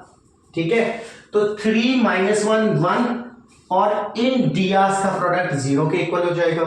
ठीक है, तो मैं यहां पे इक्वेशन को इरेज कर देता हूं, 3 - 1 1 है ना, 3 - 1 1। ठीक है, अब देखना, अब कहेंगे since PQ is perpendicular to line 1 and 2, PQ जो है वो फर्स्ट और सेकंड दोनों लाइन पे जो है वो परपेंडिकुलर है।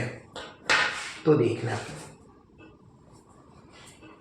तो PQ का dr ये रहा 3 लैम्डा प्लस 3 म्यू प्लस 6 ए ये है, और उसका dr क्या था, फर्स्ट लाइन का dr क्या था,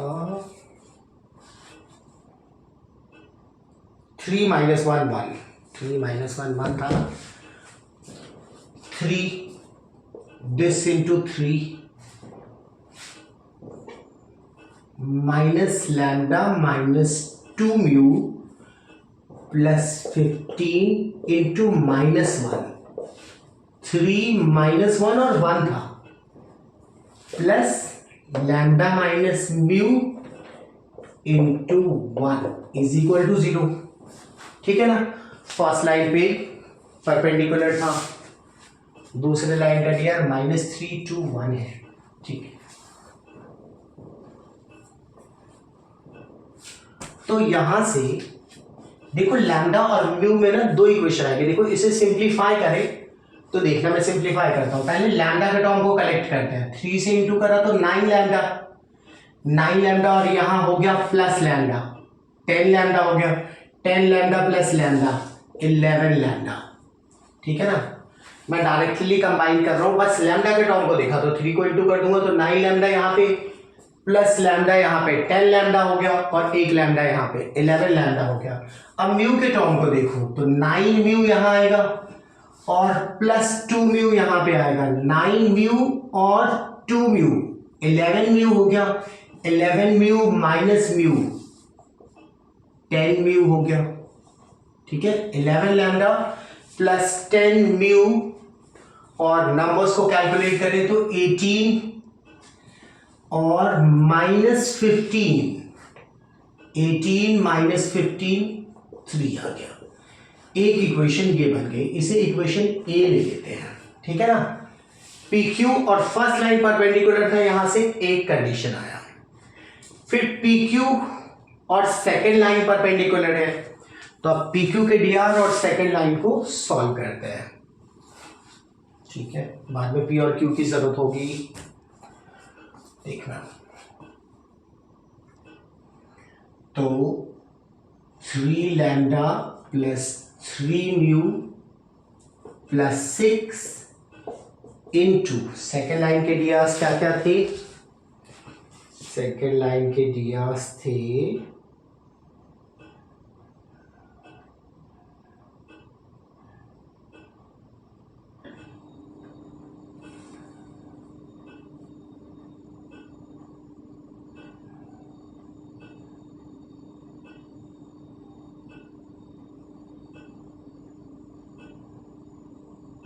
सेकेंड लाइन के डीआर्स थे -321।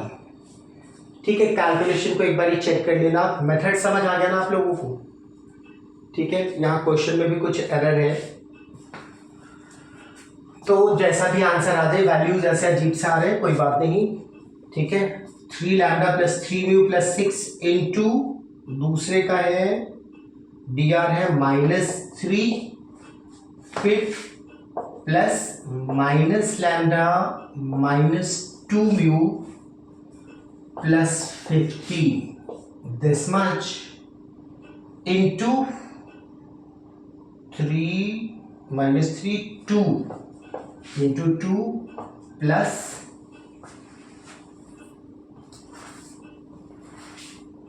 Lambda minus mu into lambda minus mu into 1 is equal to 0। ठीक है, -321 था। देखना यहां से, देखो लैम्डा और म्यू की टर्म में दूसरी इक्वेशन आ गई। ठीक है, देखो यहां पे सॉल्व करें तो -9 लैम्डा -2 लैम्डा -11 लैम्डा हो गया, sorry -11 lambda plus lambda -10 lambda हो गया। ठीक है ना, लैम्डा के टर्म को कंबाइन करा, -9 lambda -2 lambda -11 lambda plus lambda -10 lambda हो गया। म्यू के टर्म को कंबाइन करो तो -9 म्यू -4 म्यू -13 म्यू हो गया, और माइनस म्यू -14 म्यू हो गया। ठीक है, -9 म्यू -4 म्यू -13 म्यू और माइनस म्यू -14 म्यू। नंबर को कैलकुलेट करें तो -18 plus 30 minus 18 12 is equal to 0। -2 से डिवाइड कर दूं तो ये आ गया 5 lambda plus 7 mu -6 is equal to 0। अब देखो लैम्डा और म्यू की टर्म में दो इक्वेशन दिख रही है ना आप लोगों को, ए और बी। इक्वेशन ए और बी को सॉल्व करके लैम्डा और म्यू की वैल्यू निकाल लेंगे। यहां पर कुछ वैल्यूज में वैसे दिए हुए हैं, इसलिए ऐसी इक्वेशन आ रही है। मेरा पर्पस था बस मेथड समझाना आपको। ठीक है, आगे ए और बी को सॉल्व करके लैम्डा और म्यू निकाल लोगे आप। ठीक है, सॉल्विंग ए एंड बी आप लैम्डा निकाल लोगे और म्यू निकाल लोगे। जैसे ही लैम्डा और म्यू निकाल लेंगे, पी का कोऑर्डिनेट आ जाएगा और क्यू का कोऑर्डिनेट आ जाएगा, और पी और क्यू निकल आएगा तो फिर डिस्टेंस फॉर्मूले से पी क्यू निकाल लेंगे, फिर इक्वेशन ऑफ पी क्यू निकाल देंगे। ठीक है, तो होपफुली समझ आ गया होगा आप लोगों को। बस सॉल्विंग है, कैलकुलेशन नहीं करता। मैं कोई और क्वेश्चन बता दूंगा। ठीक है, इस क्वेश्चन में जो था ना, इसमें कुछ वैल्यूज में गलतियां थी। मेथड समझ आ गया ना आप लोगों को कि लाइन ऑफ शॉर्टेस्ट डिस्टेंस की इक्वेशन कैसे निकालेंगे और शॉर्टेस्ट डिस्टेंस कैसे निकालेंगे। ठीक है, दोनों पे हमने पहले वेरिएबल पॉइंट अज्यूम किया, पी और क्यू। पी क्यू का डीआर निकाल लिया, फिर जो पी क्यू था वो दोनों पे परपेंडिकुलर था। पी क्यू के डीआर और फर्स्ट लाइन के डीआर का प्रोडक्ट 0 करा, वहां से एक इक्वेशन बनी। फिर पी क्यू का डीआर और दूसरे लाइन के डीआर का प्रोडक्ट 0 करा, वहां से दूसरी इक्वेशन बनी लैम्डा और म्यू में। दोनों इक्वेशन को सॉल्व करके लैम्डा और म्यू की वैल्यू निकाल लेंगे। जैसे ही लैम्डा और म्यू निकल आएगा तो पी और क्यू का कोऑर्डिनेट आ जाएगा। जैसे ही पी और क्यू का कोऑर्डिनेट आ जाएगा तो सारी चीजें आ जाएंगी। पी क्यू निकाल लिया, यही हमारा शॉर्टेस्ट डिस्टेंस हो गया, और इक्वेशन ऑफ पी क्यू निकाल लिया, यही लाइन ऑफ शॉर्टेस्ट डिस्टेंस हो गया। ठीक है, अब एक और क्वेश्चन बताऊंगा मैं आप लोगों को, लास्ट क्वेश्चन। ठीक है, 5 मार्क, जितनी क्वेश्चंस मैंने बताए 5 मार्कर क्वेश्चन इन्हीं में से होंगे, इसलिए इन सबको अच्छे से कर लेना आप लोग। आगे बढ़ते हैं, नेक्स्ट क्वेश्चन पे चलते हैं।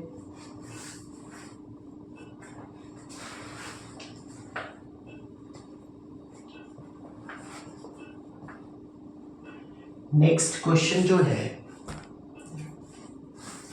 अगला क्वेश्चन है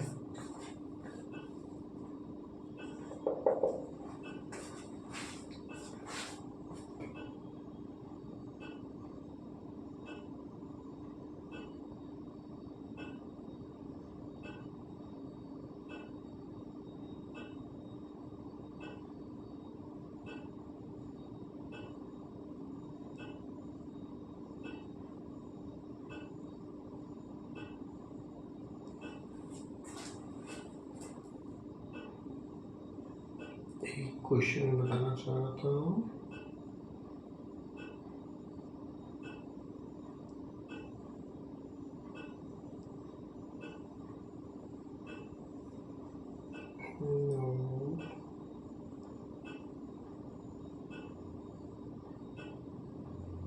एक और क्वेश्चन, हाँ ये वाला क्वेश्चन बता दो। ठीक है, देखना एक ये क्वेश्चन है, find angle between the lines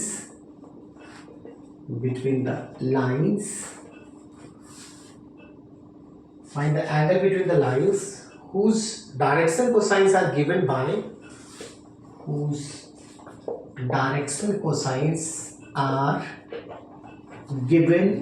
by the relation 2l plus 2m minus n is equal to 0 and ml plus mn plus nl is equal to 0। देखो ये दो लाइन का कंबाइंड डायरेक्शन कोसाइंस की टर्म में equation दी हुई है। ठीक है, और हमें दोनों लाइन के बीच एंगल निकालना है। तो देखो दो लाइन के बीच डायरेक्शन कोसाइन की टर्म में जो एंगल के लिए फॉर्मूला होता है that is cos theta is equal to L1 L2 plus M1 M2 plus N1 N2। ये दो लाइन के बीच एंगल का फॉर्मूला होता है in terms of direction cosine. तो हमें क्या करना होगा, हमें इन दोनों इक्वेशन को सॉल्व करके उन लाइंस के डायरेक्शन कोसाइंस जानने होंगे कि उनका डायरेक्शन कोसाइन क्या है। तो हम क्या करते हैं, यहां से फर्स्ट इक्वेशन से, जो ये फर्स्ट इक्वेशन है इसे फर्स्ट लेते हैं, इसे सेकंड इक्वेशन लेते हैं। फर्स्ट इक्वेशन से n की वैल्यू निकाल ली, मतलब एक एलिमेंट में से किसी एक की वैल्यू बाकी दो की टर्म में निकाल लो। From first n is equal to हो गया 2l प्लस 2m, और n की ये वैल्यू आप सेकंड इक्वेशन में पुट कर दो।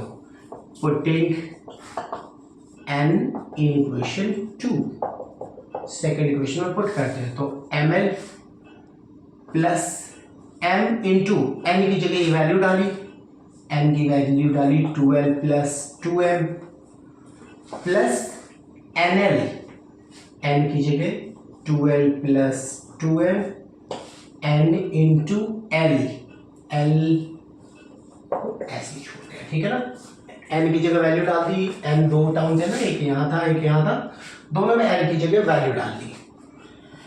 सॉल्व करें तो यहाँ क्या, ml यहाँ 2ml,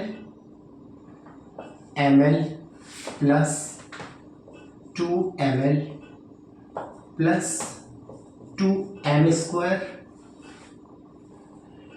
plus 2l square plus 2ml is equal to 0।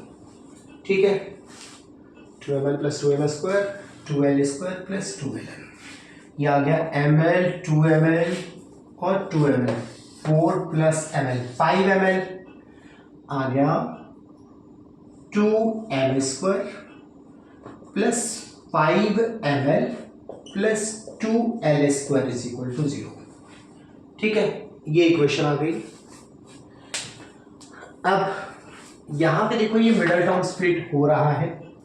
अगर मिडल टर्म स्प्लिट ना हो रहा हो तो आप ऐसा कर सकते हो कि इसे l² से दोनों साइड डिवाइड कर दो, तो m/l की टर्म में क्वाड्रेटिक बन जाएगा। अगर फैक्टराइज होता है बहुत अच्छी बात है, अगर नहीं हो रहा तो आप l² से दोनों साइड जैसे ही डिवाइड करोगे ये m/l की टर्म में क्वाड्रेटिक बन जाएगा।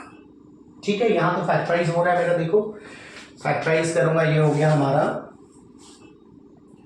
2m² plus 4ml plus ml plus 2l² is equal to 0।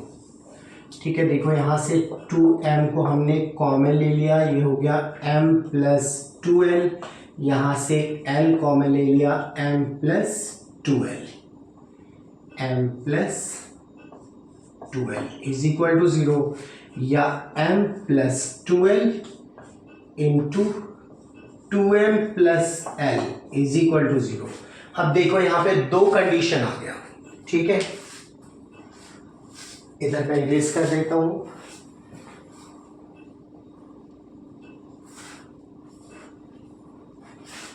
तो देखना यहां से दो कंडीशन आया, एक आया m plus 2l is equal to 0 और एक आया 2m plus l is equal to 0। ठीक है, यहां से देखो m is equal to minus 2l है और यहां से l is equal to minus 2m है। देखो ये जो दो कंडीशन आया, इनसे दो लाइंस के डायरेक्शन कोसाइंस आएंगे। कैसे आएंगे मैं बताता हूं आपको। देखो m की वैल्यू माइनस 2l है, m की वैल्यू माइनस 2l है, आप इसे यहां पे पुट कर दो। देखो n था ना हमारा 2l plus 2m, 2l plus 2m। ठीक है, मैं नीचे का सारा रख कर देता हूं, इसकी जरूरत नहीं है मुझे। अब देखो n इज इक्वल टू ये था,